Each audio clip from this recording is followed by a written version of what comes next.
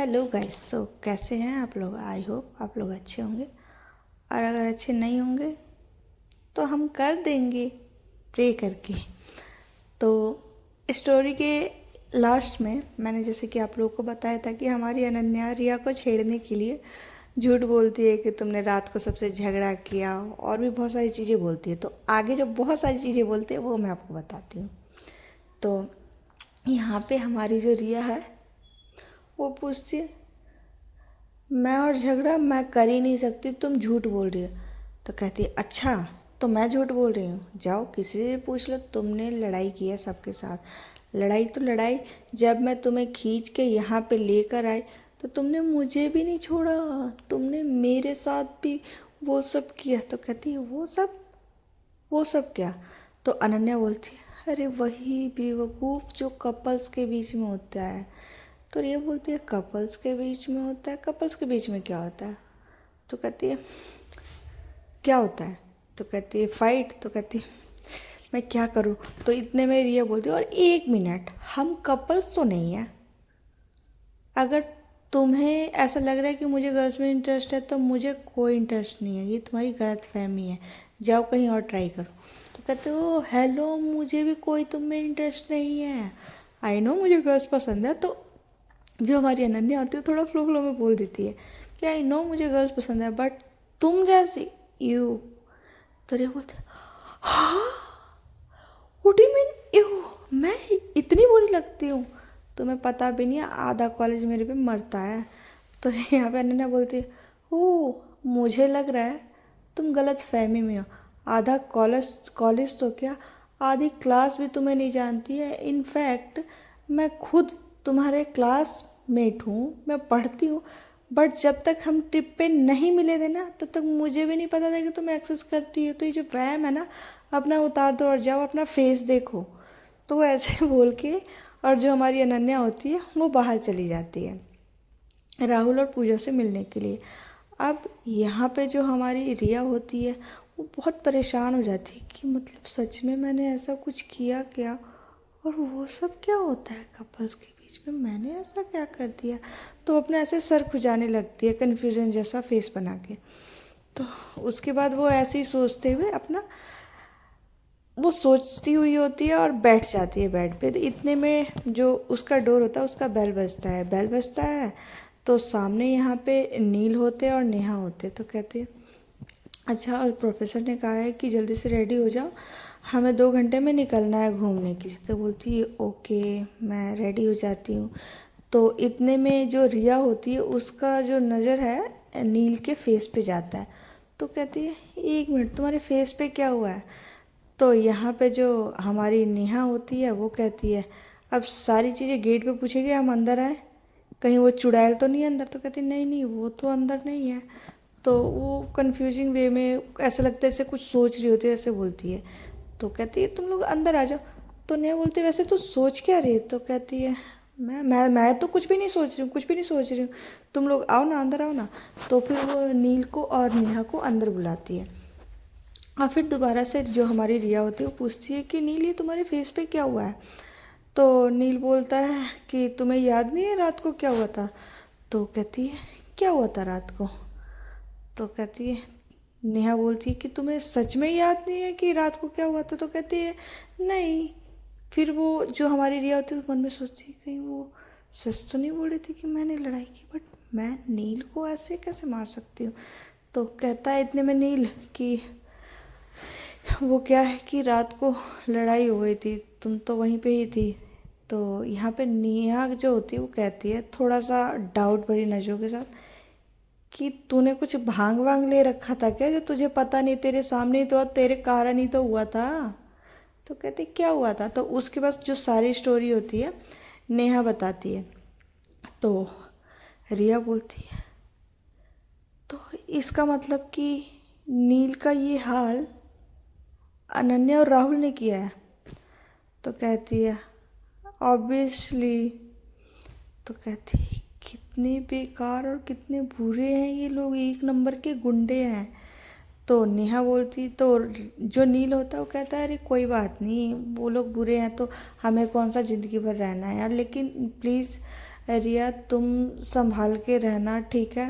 वैसे भी अब हमारा टूर ख़त्म ही होने वाला है, कल हमें रिटर्न जाना है, तो अगर तुम्हें कुछ भी प्रॉब्लम हो तो तुम मुझे बताना। तो इतने में नेहा बोलती है, हमारा नील भी कम नहीं है, उसने भी मुंह तोड़ जवाब दिया। वो तो बस जो रिया है, अनन्या है, वो लड़की है, उसे लड़की समझ के छोड़ दिया, वरना वो उसको भी नहीं छोड़ता। तो नील बोलता, हाँ हाँ वो तो बच्चे हैं तो इस वजह से मैंने छोड़ दिया, और मैं कोई गुंडा तो हूँ नहीं जो ये बात है करूँगा, लड़ाई झगड़ा करूँगा। तो यहाँ पे जो रिया होती है तो वो ऐसे मतलब नील का जो फेस होता है वो काफ़ी ज़्यादा सूजा होता है, तो वो टच करती है। तो जैसे वो टच करती है तो नील बस उसकी आँखों में से खो सा जाता है, मतलब उसको बहुत अच्छा लगता है नेहा का उसके लिए इतना कंसर्न्ड, और वो उसकी केयर करती है। तो वो उसकी आंखों में डूब जाता है। तो यहाँ पे जो हमारी रिया होती है वो कहती है, रुको मैं तुम्हें दवाई लगा देती हूँ। तो वो अपनी जाती है और अपने बैग में से कुछ दवाई वगैरह लाती है, और उसके बाद नील के मतलब जो लिप्स के साइड में लगे होते हैं तो वहीं पे वो लगा रही होती है। अब जैसे ही लगाती है इतने में क्या होता है कि जो अनन्या होती है एकदम धड़धड़ा के अंदर घुसती है। अब वो अंदर घुसती है तो उसकी नज़र डायरेक्ट नील पे जाती है, और वो भी वो लोग जो रिया होती है और नील होते हैं वो भी शॉक होते हैं कि मतलब ऐसे कौन आ गया सडनली। तो वो लोग एकदम फ्रिज से हो जाते हैं। तो यहाँ पे जो हमारी रिया का जो हाथ होता है वो नील के लिप्स पे ही रुक जाता है, और नील वैसे ही वहाँ पे देखता है। तो यहाँ पे जो हमारी अनन्या होता है उसको थोड़ा सा कन्फ्यूज़न होता है कि मतलब ये लोग कुछ कर रहे थे। तो यहाँ पे जो अनन्या होती है कहती है, सॉरी सॉरी मैं बिना लॉक किए आ गई, यू कंटिन्यू गाइस। तो फिर वो बाहर चली जाती है। तो वो इतने में नेहा कहती है, अरे कुछ नहीं हो रहा था, वो बस दवाई लगा रही थी नील को। तो कहती है फिर ठीक है, बट ऐसे कौन लगाता है, और वो बच्चा है क्या जो मतलब खुद नहीं लगा सकता, वो तुम लगा रही हो। तो कहती है, यहाँ पर रिया कहती है, बच्चा तुम पहले मुझे ये बताओ तुमने मेरे फ्रेंड को मारा कैसे। तो अनन्या बोलती है, क्योंकि शुरुआत तुम्हारे फ्रेंड ने की थी इसलिए वो इसी लायक है। तो यहाँ पर रिया बोलती है कि मुझे पता है कि तुम बदतमीज हो, नील ऐसी बदतमीजियाँ कर ही नहीं सकता। तुम गुंडी और वो तुम्हारा फ्रेंड, सो कॉल्ड फ्रेंड जो राहुल है ना, वो गुंडे हैं। तुम दोनों ने ही पक्का कुछ किया होगा, और मुझे नील ने सब कुछ बता दिया और नेहा ने। तो ये जो तुम अच्छी होने का ढोंग करती ना, ये तो बिल्कुल करना मत। तो कहती है, ओ रियली, और मुझे अच्छा बनना भी नहीं है, ठीक है। और अगर वो नील की ओर देखती है गुस्से में और कहती है, अगर मेरे फ्रेंड को कोई अगर हाथ भी लगा देना तो मैं उसका हाथ उखाड़ के अलग कर देती हूँ। तो नील ऐसे गुस्से से मुट्ठी बंद कर लेता है। वो खड़ा होता है और बहुत शांत मन से आता है और कहता है, एक्चुअली क्या है, अगर कोई मेरी फ्रेंड को भी चोट पहुंचाने की कोशिश करता है ना, तो मैं भी उसे नहीं छोड़ता हूँ। मैं उसका हाथ नहीं उखाड़ता हूँ, मैं उसकी पूरी ज़िंदगी उखाड़ देता हूँ। और ये नील ओबरॉय का वादा है। तो यहाँ पे जो हमारी अनन्या और नील होते हैं उन दोनों के बीच में थोड़ा सा बहुत ही ज़्यादा टेंशन वाला माहौल हो जाता है। तो अनन्या भी ऐसे हाथ एकदम एटीट्यूड में मोड़ते हुए कहती, ओके ऐसी बात है, तो चलो फिर हो जाए एक एक हाथ। तो नील कहता है, ऐसा है मैं लड़कियों के मुंह नहीं लगता। तो यहाँ पे जो हमारी अनन्या होती है कहती है, तुम्हें मुंह लगने की ज़रूरत भी नहीं है, क्योंकि तुम्हारी ना हैसियत ही नहीं मेरे से मुंह लगने की। और सीधी सी बात ये बोल देना कि तुम्हें डर लगता है। तो कहता है, अच्छा। तो वो एकदम से मतलब दोनों एक दूसरे के सामने से तन से जाते हैं, अड़ से जाते हैं कि मतलब मैं तुम्हें अभी मार दूंगा। और अनन्या का भी होता है कि मैं तुम्हें अभी मार दूंगी। तो यहाँ पे बीच में जो हमारी रिया होती है और नेहा होती है वो बीच में आती है, cool down guys, cool down, ये सारी चीज़ें छोड़ दो प्लीज़, जो चीज़ें होना था वो हो चुका है, अब हम शांति से ट्रिप एंजॉय कर ले प्लीज़।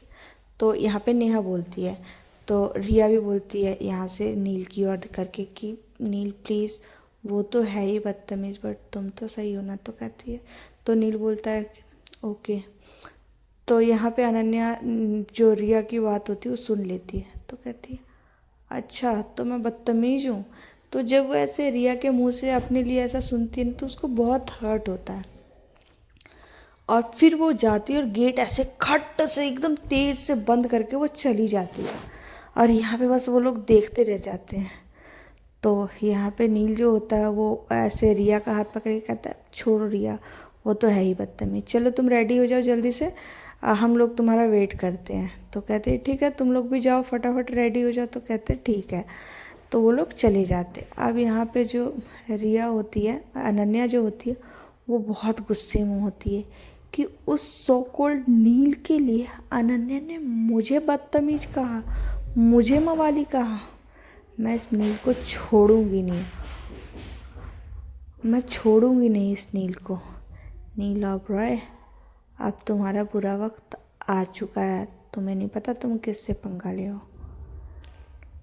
और यहाँ पे जो रिया है ना, सिर्फ मेरी है, ये तुम्हारी कभी नहीं हो सकती है, मैं उसे अपना बना के ही रहूँगी। तो यहाँ पे हमें पता चलता है कि अनन्या को के मन में रिया के लिए फीलिंग आ चुकी होती है, और वो भी पागलों वाला। अब ये नहीं कह सकते कि वो एक प्यार वाला फीलिंग है या जिद वाला फीलिंग है।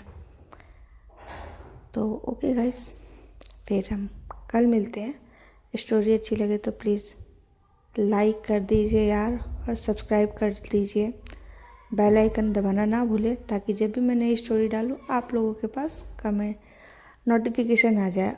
और अगर मेरी स्टोरी अच्छी ना लग रही हो या कुछ भी बात हो, आप मुझे कमेंट दे सकते हैं, कर सकते हैं, मैं आपको रिप्लाई ज़रूर दूँगी। Okay, bye bye.